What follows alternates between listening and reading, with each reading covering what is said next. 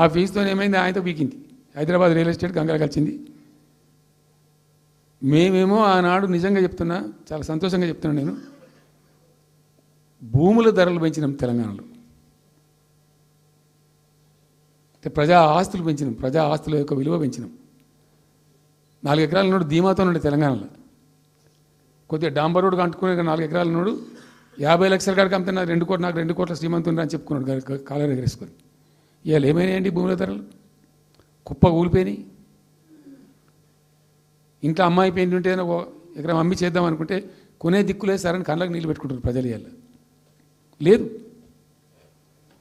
ఒక ఎకరా కూడా అమ్ముడు పోతలేదు, ఇప్పుడు కొంటలేడు. దిక్కు లేకుండా అమ్ముకుంటే ఇష్టం వచ్చిన అడ్డమైన ధరలకు అమ్ముకోవాలి. సో ఈ అరాకిరి మాటలు చెప్పి అడ్డమైన హామీలన్నీ ఇచ్చి నీకు చేసాదగాక కేవలం రాజకీయ అధికారమే మా లక్ష్యం అనే పద్ధతిలో ఇచ్చి ఇలా ప్రజలను వంచి అటు రైతాంగాన్ని నడిపిస్తున్నారు, పేద ప్రజలు నడిపిస్తున్నారు, పేద విద్యార్థులు నడిపిస్తున్నారు, రిటైర్డ్ ఎంప్లాయీస్ నడిపిస్తున్నారు. పచ్చి అబద్ధాలు.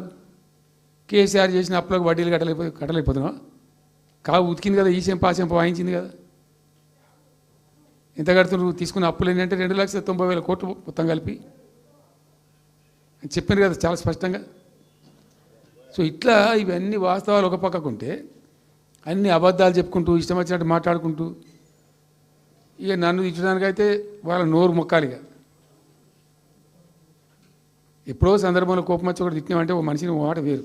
పొద్దా కాదే కదా నా కేసీఆర్ చచ్చిపోవాలి మాట్లాడినప్పుడల్లా ఎక్కడైనా మాట్లాడు, ఏ సందర్భంలో మాట, నువ్వు కాలేజీలో మాట్లాడు, లేకపోతే ఇంకో కాడ మాట్లాడు, స్కూల్ పిల్లల కాడ మాట్లాడు. గింత అక్కసు ఉంటుంది మనుషులకు, అది కరెక్ట్ అవుతుందా? సో ఇష్టం వచ్చిన పద్ధతులు, మాటలు, ఇష్టం వచ్చిన దుర్మార్గ ప్రచారాలు, అన్ని పచ్చి అబద్ధాలు నోరు తెరిస్తే. రియాలిటీ వేరుంది, జరుగుతున్నది వేరున్నది, అన్ని రికార్డ్ అవుతున్నాయి, ప్రజల్లో అన్ని గమనిస్తున్నారు. సో కాబట్టి ఏదేమైనప్పటికీ పాలమూరు రంగారెడ్డి ఎత్తిపోతల పథకం విషయంలో ఎట్టి పరిస్థితుల్లో రాజీ పడం. ఈ ప్రభుత్వాన్ని నిద్రపోనీయం, కేంద్ర ప్రభుత్వాన్ని కూడా నిద్రపోనీయం. మా హక్కుల పరిరక్షణకు ఒక డ్రాప్ తక్కువైనా కూడా at any cost, at whatever cost, TRS పుట్టిందే తెలంగాణ ప్రజల కోసం. తెలంగాణ ప్రజలకు ఒక నొక్కు పడుతుంటే మౌనం పాటించలేం. మీరు ఏం ఊరుకో ఏం చేసుకో. నాకు ఇన్ఫర్మేషన్ వచ్చింది, మీటింగ్ జరుగుతుంటే మరి 4 గంటలకు అయిపోవాలి లెక్క ప్రకారం. It was extended. 5 గంటలకే ఉత్తమ్ కుమార్ రెడ్డి ప్రెస్ మీట్ పెట్టిండు. మీకు కూడా వచ్చి ఉంటుంది ఇన్విటేషన్. ఎందుకు కేసీఆర్ కాగానే మనం ఇంకొక వరుస మళ్ళీ మొరగాలి. చిట్ చాటు అది కూడా ఎందుకు మొరగడానికి, ఆ మొరుగుడుకు వాల్యూ ఉంటుంది.